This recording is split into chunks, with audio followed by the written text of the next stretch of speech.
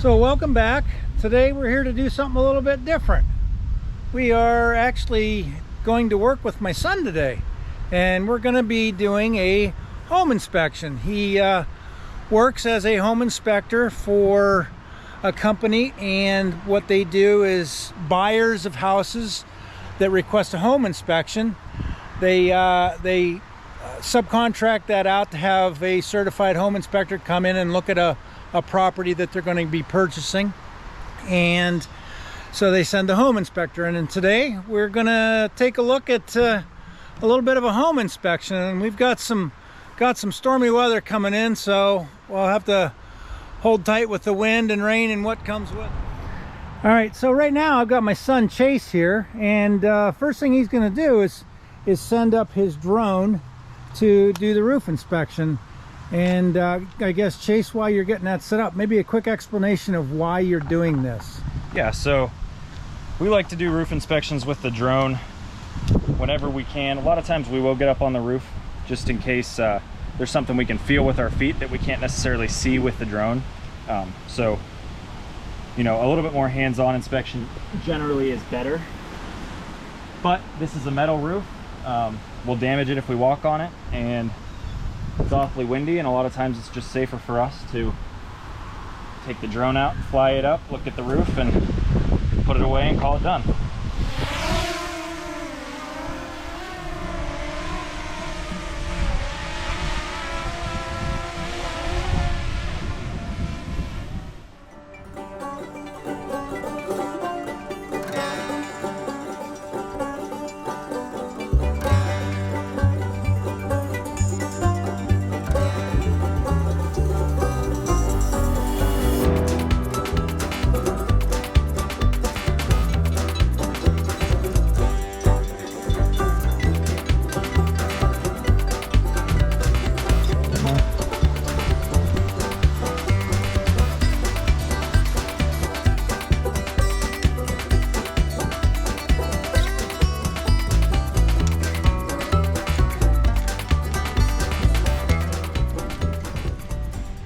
Cool thing about this is I can get right in line with the gutter, and I can check the slope of the gutter.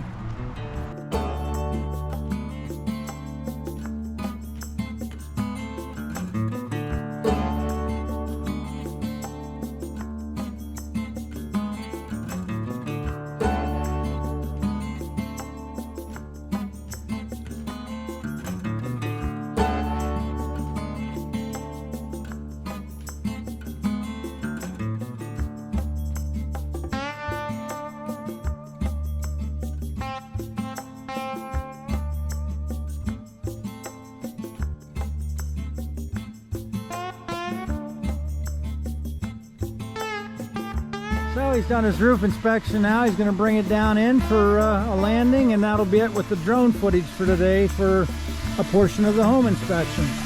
And what that's done is saved him from getting up on the roof, and his company likes to use these drones to do these roof inspections. For one, the ease of checking out the roof, and the other is the safety aspect of it. It keeps the inspector off of the roof, and also gives the potential buyer a really good look at what he might be getting into. All right, so explain what you're doing here. So we have these dye tablets. This portion would be the septic dye test portion of the home inspection. We don't do that on every home inspection. Obviously, not everybody has a leach field, has septic, anything like that. Most of them have municipal. Here they have a leach field and a septic tank. So I'm going to throw 5 of these tablets. Ignore the blue toilet. They have some sort of antiseptic or something. You can see it turns it green immediately. The reason we do that is because I'm letting a ton of water run through the septic system right now.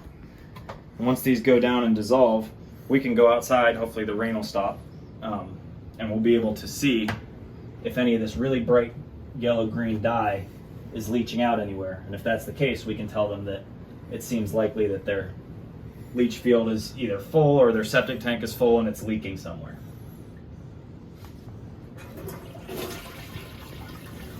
What I'm I'm looking for is anything that's below the grade of the septic tank is likely going to be part of the leach field. What I'm looking for now is that really bright green yellow dye. I'm making sure it's not leaching out anywhere, that it's, you know, running into the road or into the ditch or anything like that.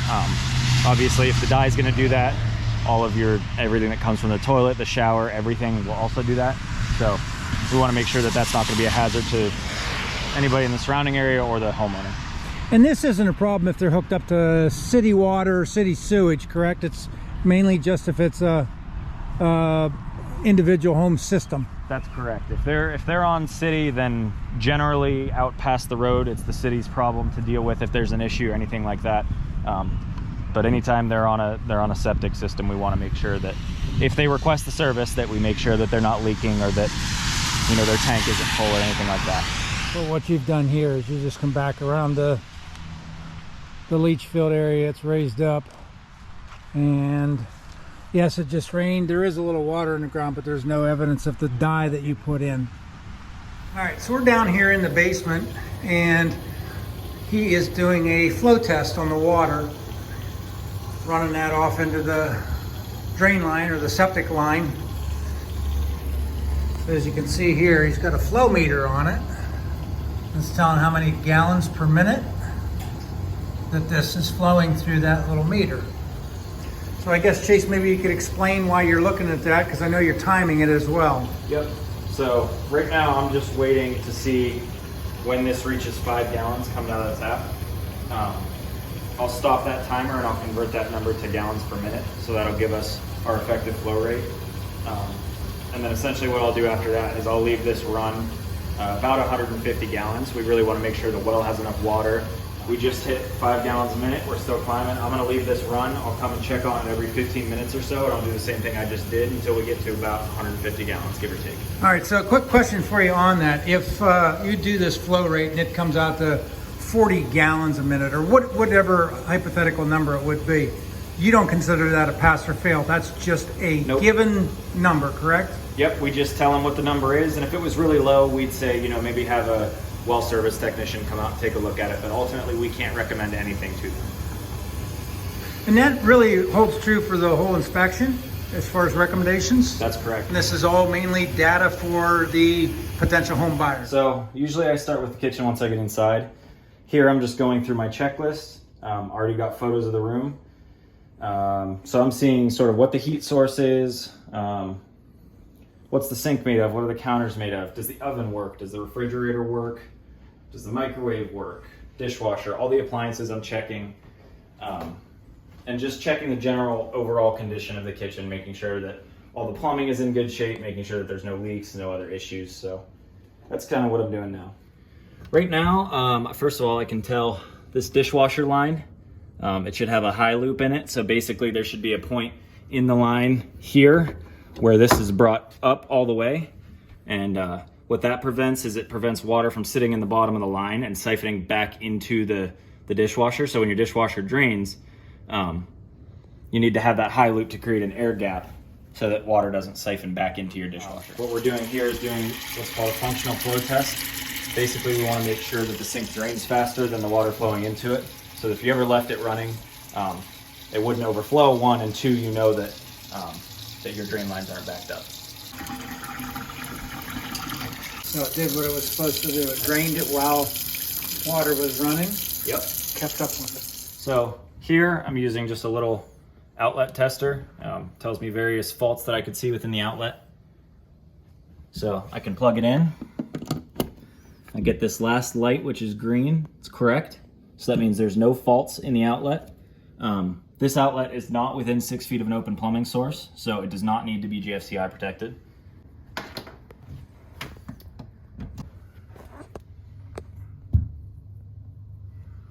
So this one is correct as well, but because it's right next to this sink, it should be GFCI protected, and we'll test that. Yep. My light went out, the outlet power went out, and you can hear over here on this outlet, and you can actually see it, my GFCI tripped. So we're in good shape. Just turning the oven on, turning all the burners on, make sure they all get nice and hot.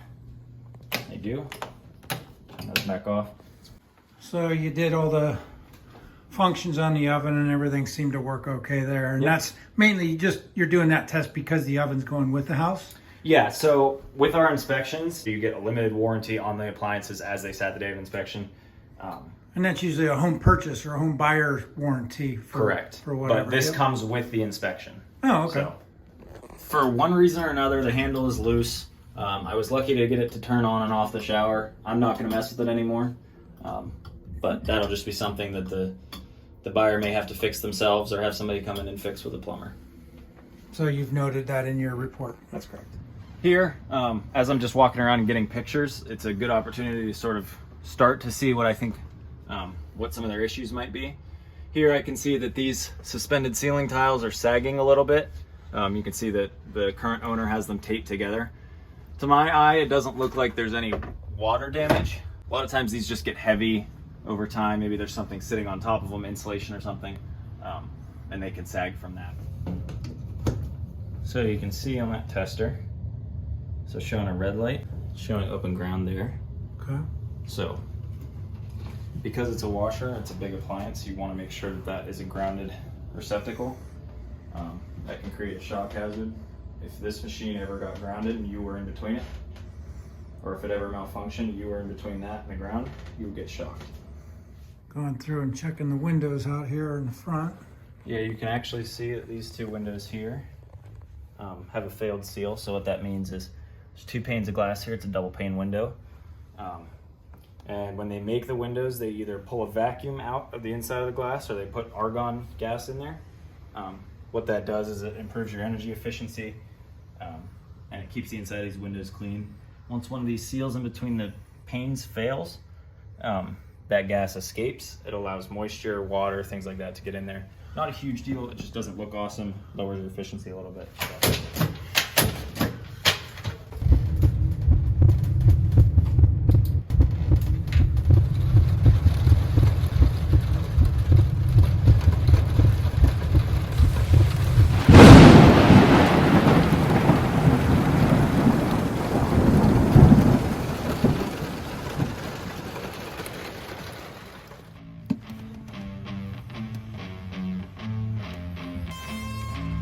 The joys of home inspection on a 85-degree day, climbing through the rafters in someone's attic.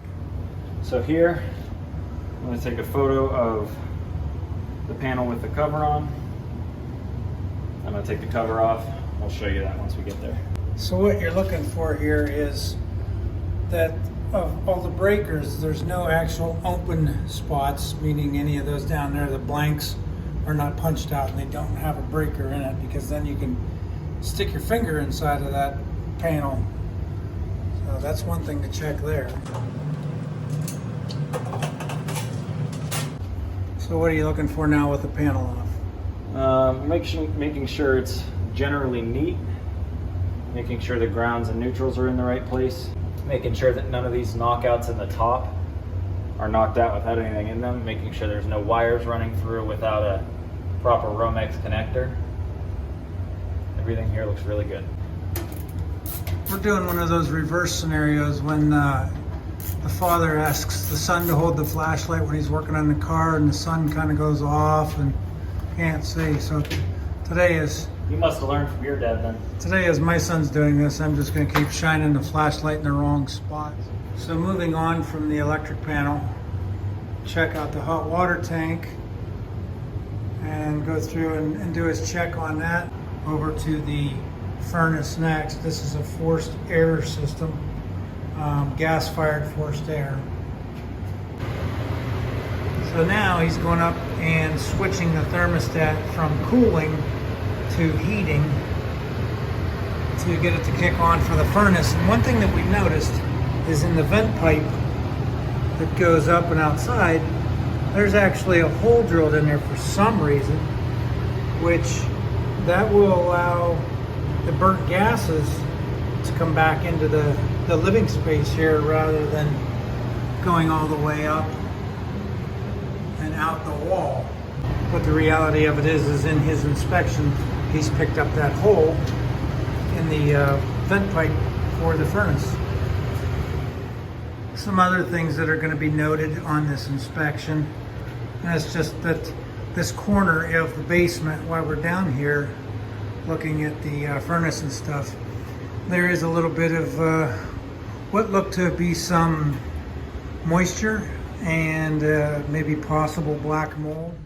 So now we're just kind of walking around the outside of the house. We finished everything inside.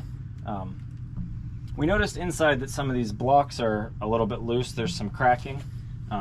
And so my guess would be that this wall is leaning a little bit and it's pulling on some of these blocks. You can see they're cracked here. And got some other cracks that come up and over here. So my guess is that some of the pressure from the land on the front side of the house is causing these blocks to push in on this corner here where it's not supported by another wall. You can see up where the camera's pointed right now, there's two spots in the soffit that are sort of hanging down.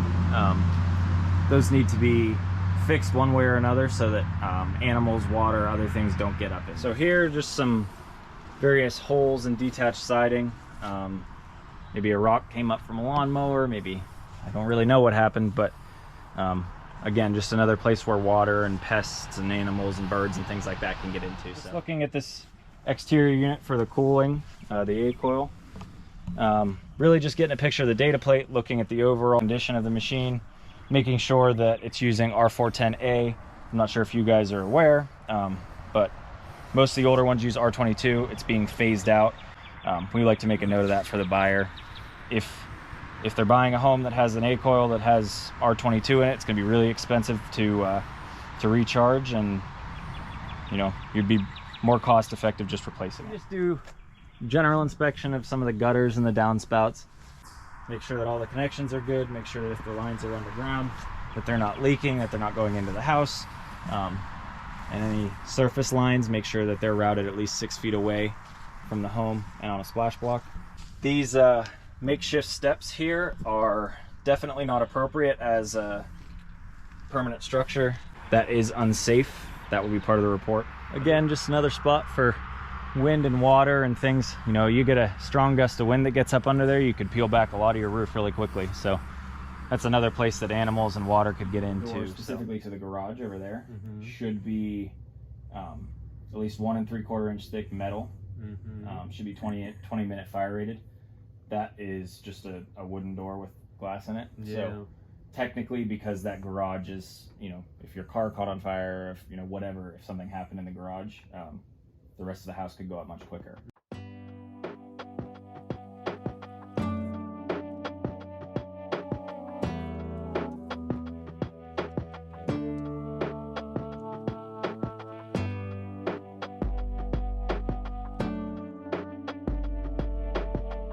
With the walk-in shower. Okay. The faucet handle is loose, or yes, sorry. With that faucet handle, it's in the shower. Yeah, I was lucky to get it to turn on and off. It's real loose. Yeah. Okay. I would just recommend replacing it. It's not super expensive to do, but more smoke.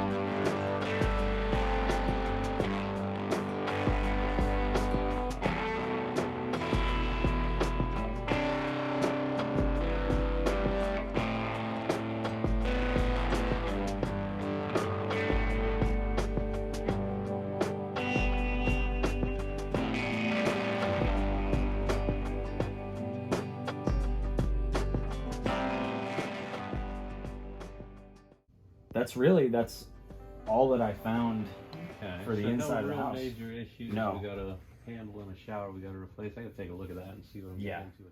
All right, so I guess that about wraps up the father to son work day. Got a chance to follow my son around and do a home inspection. And I think with Chase's training and his experience, maybe you could explain some of the things that you've learned as you go along here, what to look for, and how you're here really to help the new home buyer.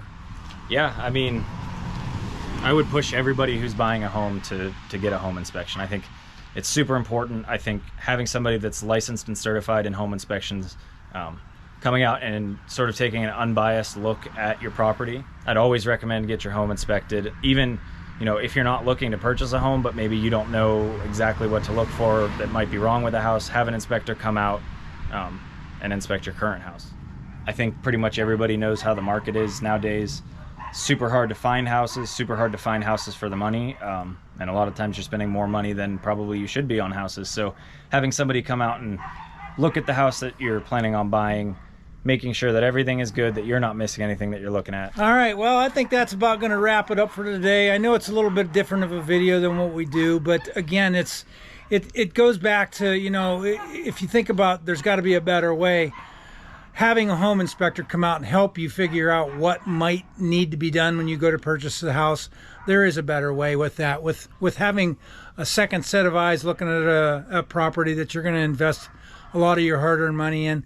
I hope you liked the video today. I know it, like I said, like it's different, but it's just something that I thought was beneficial for people that might have a future in either doing home inspections or if you're purchasing a home. So again, thanks for being here. I really enjoyed coming out with my son today and having him allow me to follow him and shadow him around. So if you liked the video, please give me a thumbs up. Got any comments, drop some comments. And also subscribe to the video. We're going to have just all kinds of different stuff here in the future. Might be a home inspection. It might be a excavator digging job. I just don't know yet. So thanks for being here and see you on the next one.